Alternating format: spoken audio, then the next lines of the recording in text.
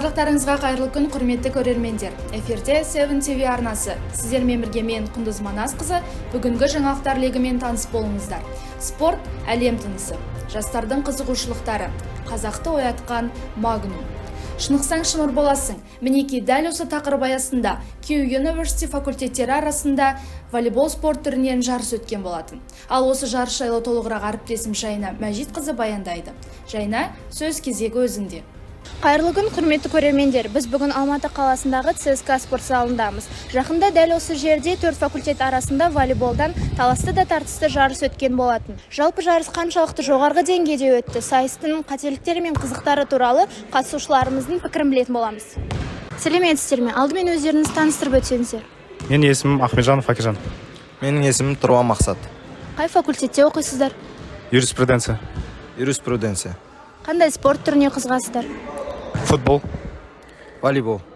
Алдыңғы өткен жарысқа қатыстыңыздар ма? Сіздердің ойларыңызша ойын әділ өтті ме? Я қатыстым. Ойын әділ өтті. Біздің қарсыласымыз экономика факультеті болды. Өте тартысты ойын болды. Ойын маған ұнады. Сізге ше ұнады ма? Маған да ұнады. Өте әділ өтті.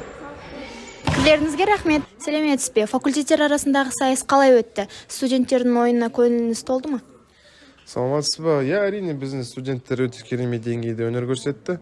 Ақтық сайыста өте шеберлі командалар екен.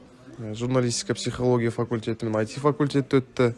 Жалпы біздің спортшылар, волейболистер өте керемет ойын көрсетіп, жақсы ойнайды екен. Жарыс қорытындысы бойынша қай факультеттер ең үздік ойын көрсетті? Жарыс бойынша ең үздік болған біздің балалардан ол журналистика, психология факультеті бірге ойнап өнер көрсетті. Солар жеңімпаз болып атанды. Деңгейлері де бағана айтып өткендей өте керемет. Жалпы тәжірибе, нәтиже жаман емес.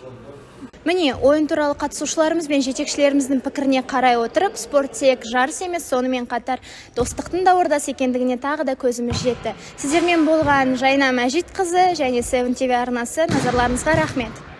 Болашақ жастардың қолында демекші, келесі тақырыбымыз жас мамандарға арналады. Жастардың қызығушылықтарына байланысты сұрақ жауап алу үшін Киу университетіне келдік. Студенттік өмірде не күттің, шын мәнінде қандай екен?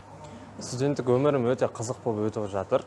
Мен бірінші курста түскен кезімде бәрі ойдағыдай болды, сабақ жағы да, активистік жағы да.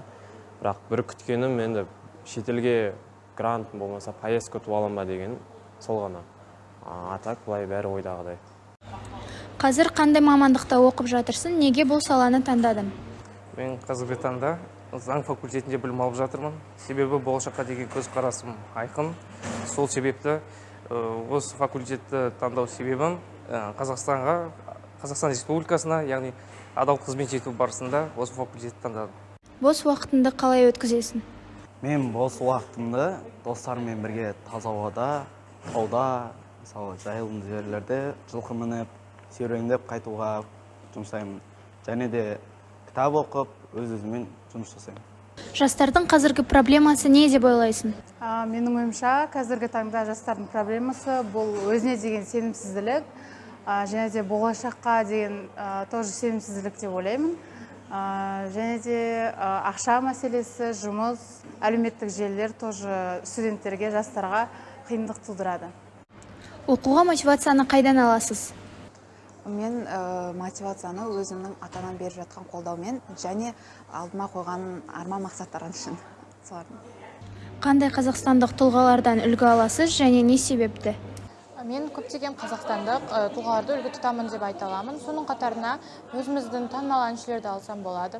Мысалға Димаш Құдайберген, Жанар Дұғалова секілді танымал әншілердің дауыстарына, сонымен қатар олардың өнерлеріне тәнті боламын.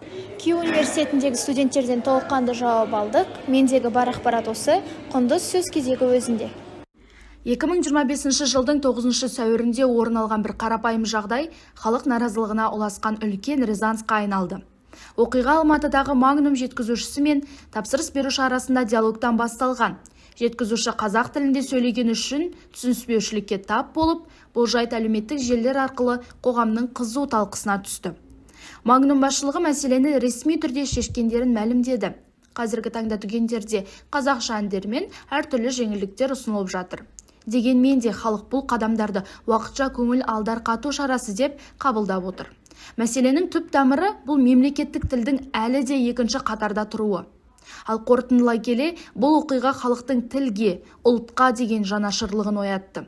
Қазақ халқы өз тілін қорғап, өз құқығы үшін бірігіп, бойкот арқылы өз ұстанымын білдіре алатынын дәлелдеді. Сіздермен бірге болған 7 TV арнасы келесі эфирде жолыққанша.